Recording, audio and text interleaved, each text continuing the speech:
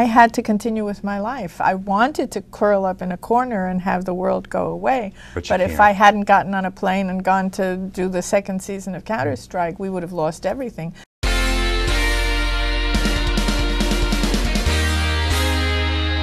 It's one of life's greatest challenges, something we all face eventually, the death of a family member or friend. How do you go on when someone very close to you dies? Today, Fern Field is here. She's an Emmy-award winning TV producer and author of Letters to My Husband.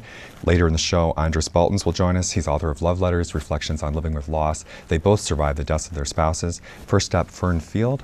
Great to have you here today, Fern. Thank you so much. Good to finally meet you. A pleasure. Yes, we've been talking about doing this for a while, so I'm glad it did happen. I've never experienced the loss of someone very, very close to me, as in, you know, a loved one or you know, spouse or something like that.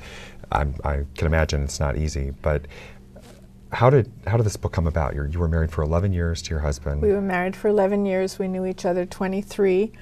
And when Norman passed away, as you said, it's so overwhelming. It's the analogy that I give. It's like a tidal wave rushing towards you, which is going to engulf you and drown you. So you say, wait, and you find something else to turn your attention to. Because you didn't see it coming. Well, I didn't, and it's kind of strange because sometimes people would say to me, oh my God, he was so sick, and I'm thinking, who are they talking to? My husband was vibrant, we had a great life, but he had a history. Yes, we did everything, nothing stopped us, but he had a history of heart problems. So he had his first heart attack in '72, before we were really together. And then quadruple bypass in 1980, and then valve replacement in '88. So it was getting progressively more complicated, but he was fine in between. I mean, he died when? He died in 1991, January 3rd. So it was several years after the heart valve replacement surgery. Yeah, we were in New York on hiatus between 2 seasons of Counter-Strike, and in my black humor moods I say he picked that moment to die because he couldn't take another season of my schedule that'll do it to you. Counter-Strike. We're all ready to go there. Right. I was working 16 and 17-hour days. And he had the heart attack in bed, and you in New York, yeah. And you I woke up. It was no. I woke up. I thought he was having a nightmare because he was gasping for breath, and I said, "Normie, wake up!" And he wasn't waking up, and I realized that it was more serious. So I went into automatic pilot and did everything you're supposed to do. I called downstairs for a doctor. They didn't have one. I called 911. I gave artificial respiration because when he stopped. And the paramedics were there very, very quickly. And then we went to the hospital, and they said they tried to resuscitate him 3 times. And by that time, you're thinking, do you really want them to resuscitate? Because you don't know what damage might have occurred, you know, during that time. And, you know, as I say in my book, then they say to you as you're waiting outside the emergency room, you know, we did everything that we could do, and you think, exactly what is that? But it, you know, in one moment, your life is irrevocably changed. And so he actually was alive and part of the way to the hospital. Did that matter to you that you were there at the end then, in effect? Well, I wasn't really, and that, if there's anything if there are any regrets, because we didn't have any regrets. Our last words to each other were, "I love you." So there are no if-onlys, but I think, you know, he died with strangers because they didn't let you in. No, I wasn't. Do they do that more now these days? I don't know, but it was so, you know, there was such a sense of urgency and everything, and I was afraid. I was really afraid. I talk about that in the book. I didn't want him suffering. I didn't want to see what they were doing to him, you know, so there was that fear, and whatever, you never know how to handle. And you've been married 11 years? Oh, we were married 11 years, but we had known each other 23. 23 years. And then suddenly the person's gone. It's gone, yeah. And the book was something, during the first year I was very much in denial. I was producing an action-adventure series, working 15 and 16-hour days, not home. I was in Toronto and then Paris, so it's very easy to sort of pretend it really didn't happen. You know, Normie's sort of out there somewhere. He's out there somewhere, yeah, doing something. And I began to think of writing a book because I knew that the feelings I was having were not unique to me, but it wasn't happening. I had, you know, kicky chapter titles, etc. And then a friend of mine, and then one day, it was December, it was coming up to the 1st anniversary of his death, and I was in Paris, and they were getting ready to celebrate the Winter Olympics. Oh. And they were closing off the Champs-Élysées to traffic, and so I went home, and Norman loved life. So I knew he would want to be there, right in the middle of everything. I would have watched it on television, but I went for both of us. And it was magical. It was an extraordinary evening, and they had thrown confetti. It looked like there was snow on the Champs-Élysées. It was incredible, but it was the first night when I was coming to terms with the fact that I was alone. And I came back to this beautiful apartment I had, and I sat down and I wrote Norman a letter. And when I came back for the holidays, we read it at Temple, at services, and there wasn't a dry eye in the house, and they asked me to reprint it in the newsletter. And then I went back to finish the series in Paris, and a friend of mine who was a literary agent was in town, and we were talking about it, and I said, oh, I want to show you something. And she read the letter, and she said, oh, Fern, this would help a lot of people. And I realized that it already had, so I thought, well, maybe that's the form that the book should take. And I started writing letters to Normie, and spent the whole second year writing to him and talking to him and falling in love with him all over again. And here's what you ended up with. Yes, yes. That's actually the second edition, second incarnation. It had the softcover edition was the first one, and then it's got 3 hardcovers and 1 in Japanese, which is my favorite one. In Japanese? Yes. I'm assuming someone translated it for you. Well, my literary agent sold it to Japan. I have no idea what it says. I wonder what sometimes the titles turn out weird in another language. I know, and it's backwards. It's like Hebrew. It's from the back to the front. One day you'll find out what you wrote in Japanese. I know. Probably some interesting like mistranslations or something. Probably, but whatever. I love having it. Have you heard from people that have read the book? I've heard from people from all over the world. I still will get an email or something like that from Australia. This book helped when nothing else did. I gave it to my mother-in-law. She keeps it by her bed. It was like sitting and talking with a friend. So it's amazing. It's just, the response has been extraordinary. So how did the book help you? I mean, besides helping other people, but were you... Well, I was reliving a lot of things and putting them into context of what my life was now, that Norman wasn't there. And he was my best friend. So writing the book, and apparently now they encourage people in grief counseling to sit down and talk to the person. That's what I was wondering. And writing, yes. I see. But this actually came from you first. Yes. I see. I came back home, and Norman, interestingly enough, used to tell people if they were angry or sad or whatever, sit down and write a letter. If you were angry, don't mail it. Just sit down and write it, and then read it again in a couple of days and see how you feel about it. And since you mentioned anger, the one thing I've never quite understood, I understand the sense of loss and that, but you hear sometimes people are angry at someone when they die. Yeah, I know. Were you angry? No, you know what, I might just not be normal about that. I can't. I sometimes wonder at the timing, and I think that part of it was all, a medical misunderstanding, shall we say, but I'm not angry. First of all, I can't be angry at Norman. He was so special and so terrific, and maybe at the doctors, but not at him. Yeah, right. Right. And as I tell you, the only thing is maybe he got tired of the life we were leading at that point. I was working too hard. But it really sounds like, I was happy. You sounded as though you had no regrets, that you really had lived, you had traveled. Really did. And I guess I hate to say it, but as long as you were married and knew each other, you sounded like you were happily married, and that in and of itself sounds like a... Well, you're not sure these days, but that's because Norman was who he was. I might get angry and rant and rave, and he would just sit there and wait for me to finish, and then he would say, I'm on your side, and I'd have to start laughing. It was like the time when I thought we should declare bankruptcy. My second husband would have killed me. But Norman just let me go through my whole thing, and sat there reading the paper, and made me giggle. So he was the calm one. He was, I was the one that was always ranting and raving. And we were right for each other. We were friends first. And we cared about each other. And that's the foundation that you need for a good, healthy relationship. You have to be friends, and you have to care more about the other person. Not just about yourself. Yeah. We'll be right back.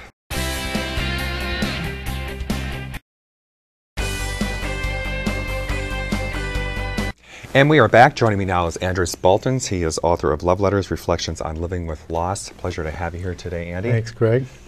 You had been married almost 28 years when your wife died from ovarian cancer. Yeah. We actually met as childhood sweethearts. We were met in third grade when we were 8 years old, and I think that I wrote my first letter to Nancy when we were maybe 10 years old or something like that. She went off to a private girls' school and I went through the public school system, and so letter writing is something that had a long genesis in our relationship. And so indeed these were your final letters to her. You had, what, 39, I believe you wrote? They are. They're actually, the origins of the book were from a grief group facilitator who suggested that writing a letter would be a good way to finish unfinished business. Nancy was a social worker and a therapist professionally. She was a spiritual director, and she'd done a lot of therapy. We'd done a lot of therapy together, and she'd done it on others. We'd done a lot of processes since the time we were young kids. And so I didn't think we had any unfinished business to do, and the fact that this ended up in 39 letters bespeaks the proposition that we all have a lot of So you found that you did have more to do. And I thought it was interesting when I came across your book because I had already was aware of Fern's book, which was letters to her husband, and then yours was letters to your wife. And as she mentioned, I think it is, and well, as you said, also the support counselors. I guess it's more common these days for the grief counselors and things to recommend writing the letters, or is it something you would have done anyway? Well, it sounds like you had been doing it. I had journaled a lot. I think that the writing of the book was intended to be of support to others. I think that people have comforted each other from the beginning of time by telling stories at times such as this, and they're in the form of letters, but they're really 39 stories about grieving and the process of living through a major transition in one's life. And what would you tell someone having lived through that? I mean, you know, you were married for so long, and she died over, in effect, as you say in the book, I mean, she'd really been, you said, dying, what, for about 10 years, in effect, from the cancer, or you knew it was coming. What can you tell somebody going through that situation? How do you deal with it?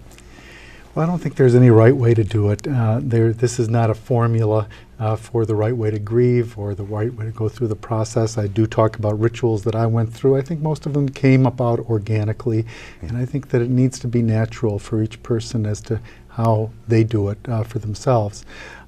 In my particular instance with the relationship that I'd had for such a long time with Nancy, we talked a lot about death, and I was a philosophy major in college, and so we had, she'd gone to seminary, and so issues of what it is to live and what it is to not live are some things that we had processed a lot, and I know that the reality of it is a lot different than the hypothetical of talking about it. Actually living through it is a totally different experience for everyone.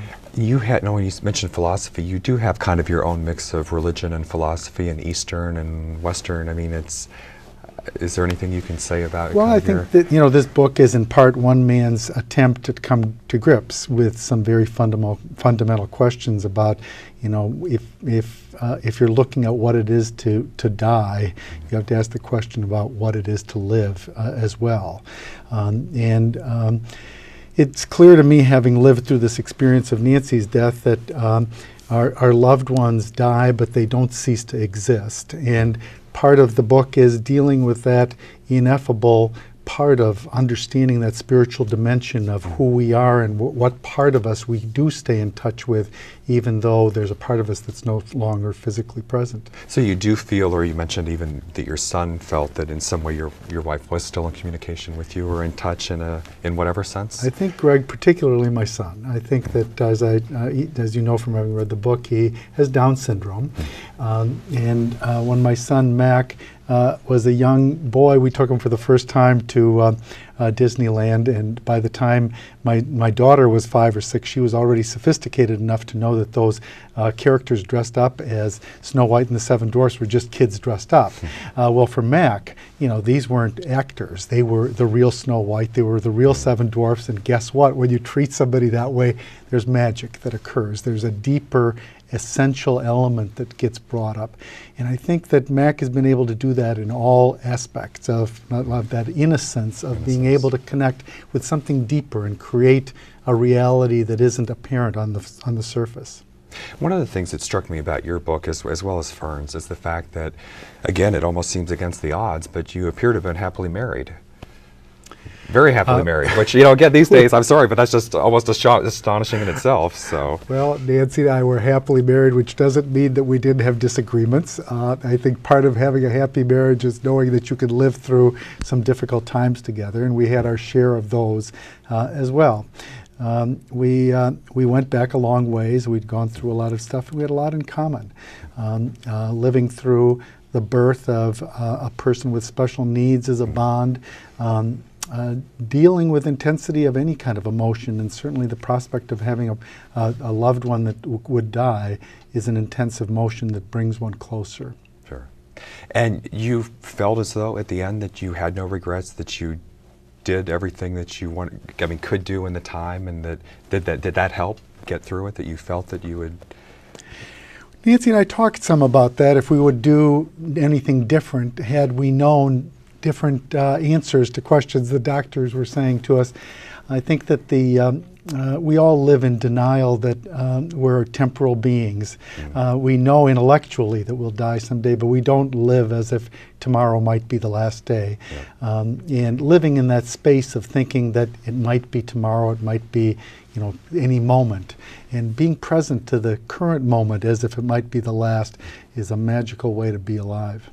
And so, in a sense, even though you knew it was bad at a certain point with the cancer, you probably, as we all would, you had maybe were holding out hope somewhere that, you know, that it wouldn't be that bad, or would get better, or there'd be an answer, or were you really just? Well, there came a time when Nancy said that she was on a path of healing, and it may be healing unto death, and it may be healing unto life, but coming to rest and to acceptance of the proposition that clinging to anything, whether that be living or money or whatever it might be, that the process of clinging removes some vibrancy from the experience. So it's been several years now. How has that helped or changed things, or your perspective? I mean, is it true that, you know, time heals all wounds, or? My experience, Greg, has been that grief comes in waves, and I've had rogue waves of grief many, many years after Nancy died that are much more intense than something that happened a couple of days after she died. She's still very much a part of my life. I'm remarried. My current wife insisted that I wear 2 wedding bands, Nancy's and hers. Nancy's very much a presence in my son Mac's life. We talk about Nancy a lot. I think that she plays a role in a relationship both with Marie, my current wife, and with Mac, and with so many of the people that she touched during her life. Certainly things do change, and the immediacy of her physical presence has changed, but I think her spiritual presence is still very vibrant. Pardon my asking this, and I suppose if you don't want to answer it, that's fine, but I'm wondering, when you're close to someone for that long, and as you said, you are remarried now, do you feel guilt at first about being attracted to someone else, or feel like you shouldn't really, or that they would want you to, or how? I mean, I'm just wondering how I would feel that way myself, that if you know, have been married for a number of years, I mean, is it hard to reach out to somebody else, or? It's a very good question. I mean, I don't think there's any right timing for such things. Mac, with Down syndrome, had to get really comfortable with the proposition that Marie is a mother, but not his mother. And he's done a lot of processing with Marie and getting comfortable, and he adores Marie, but continues to need to process that, and that, you know, she has not replaced Nancy in any way, but enhances his relationship and connecting with her.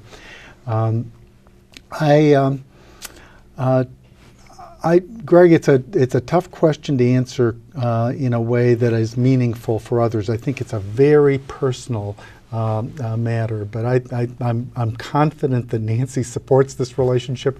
There are times when I feel that Nancy speaks through Marie, and I think that my relationship with both Marie and with Nancy is deepened by having both of them in my life in some fashion. And you would have understood, I imagine, if she had survived you and she had remarried at some point? Absolutely. I think that, you know, people talk about one door closing and another door opening. My sense is that it's not a different door. It's the same door that gets opened and reopened, and it's a door of love. We'll be right back.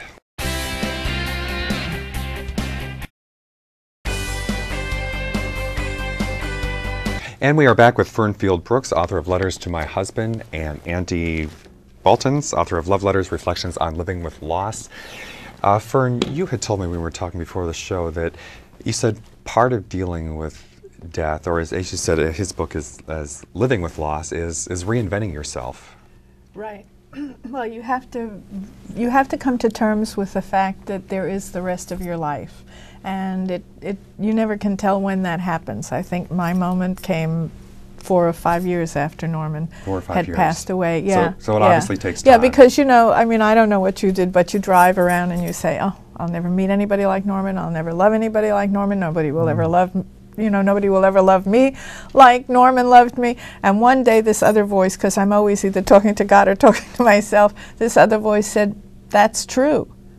And I said, excuse me, because I didn't want to hear that. I wanted the voice to say, don't be ridiculous. And then I sort of rewound my whole life from the time that I had met Norman and thought about what would it be like if I hadn't met Norman. And I couldn't find anybody else that I would have spent my life with. But you actually did talk to a former boyfriend? Oh, I've always talked to former boyfriend. So you kept in touch, huh? Yeah, but that doesn't mean anything. But you didn't feel, did you, I asked him, and again, pardon me for being so personal, but did you feel guilty about the idea of being attracted to somebody else? No, but I never, you know, there wasn't really anything. I mean, somebody picked me up in New York once, and that, you know, you turn into a teenager in 2 seconds flat. But they weren't right. I never met somebody who, first of all, they were too young. You know, the 15, 17 years is way too big an age not 15 difference. or 17 years old. We're no, with an age difference, and that's just way. He is an attorney, by the way. He'd tell you that. That's way wrong, too big. You know. And you know, people would say, "Well, don't you meet anybody in your work?" Well, I'm in the entertainment industry. Everybody's 12 years old. Who am I going to meet? So I never met anybody who would really be appropriate, that, you know, it could be a real relationship. But I was listening to you, and I remember that, you know, from Tuesdays with Maury and Ted Koppel, and he said, death ends a life, not a relationship. And you keep having this relationship that goes on. Andy, you took 6 months off from your job to write this book. I did. I was very fortunate to be able to do that. There were clearly too many leaky faucets at my office to be able to try to do something while I was still working. I was a little concerned about that. I practice business law and sit on a number of boards, and I was concerned that at the end of 6 months everybody would have said, well, we found somebody else that's just as good or better. Thank you very much. Fortunately, that didn't happen, and I was able to, I wrote the book in a Zen Center. The Katagiri Roshi, who was the head teacher at the Minnesota Zen Center, had died about 5 years before Nancy did. And his office was vacant, and they were pleased to rent his office out to somebody who was going to come and do some writing. And this space was imbued with silence. It was just so incredible to be there, and it was very empowering to do writing in that space. I guess I was just impressed, or again, both touched not only the fact that you both wrote the books, but because, well, and you were in mourning, I think, for about a year you wore black, is that what it was? Something like that, or for a year? It's great for traveling. Because I hate to say it these days, but, you know, sometimes people die, and then, like, the next day they're out playing the football game or something and say, well, he would have wanted, you know, like if it's the father or the parent, maybe it's different for spouse or parents or whatever, but people say, oh, they would have wanted me to.